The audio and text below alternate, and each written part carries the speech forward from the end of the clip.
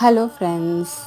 எங்கள் எல்லார் வீட்லேயுமே இட்லி வந்து வெள்ளை கலரில் இருந்தானே பார்த்துருப்போம். எங்கள் வீட்டில் எப்போவுமே இட்லி சிகப்பு கலர் தாங்க. ஏன்னா எங்கள் வீட்டில் இந்த 60 ரத்தசாலி அரிசி, மாப்பிளை சம்பா, தங்க சம்பா அரிசியெல்லாம் போட்டு தான் எங்கள் வீட்டில் இட்லி செய்வாங்க. ஆனால் என்ன டேஸ்ட் வேறு மாதிரி தான் இருக்கும். டேஸ்ட் என்னென்னா அந்த வெள்ளை இட்லி எப்போவுமே சாப்பிட்றதுக்கு பழகிட்டோம். அந்த மாதிரி டேஸ்ட்டுக்கு இது கொஞ்சம் வேறு மாதிரி இருக்கும். பட் சத்தானதுங்க. அந்த பிளட் ப்ரெஷராக இருக்கட்டும், சுகர், இது எல்லாத்தையுமே கண்ட்ரோலில் வைக்கும். தொப்பை வராது. ஏன்னா ஃபீல் பண்ணுற மோஸ்ட்டாக இதெல்லாம் வராது. இதெல்லாம் நம்ம நினச்சி ஃபீல் பண்ணுவோம்ல, தொப்பை இருக்குது அது இருக்குன்ட்டு. அப்புறம் ஹேருக்கு நல்லது, பொண்ணுங்களுக்கு இந்த குறுக்கு வலியெல்லாம் நல்லது. உளுந்து ஊற வைக்கும் போது கூட எங்கள் வீட்டில் உருட்டு உளுந்து, கருப்பு உளுந்து தான் ஊற வைப்பாங்க.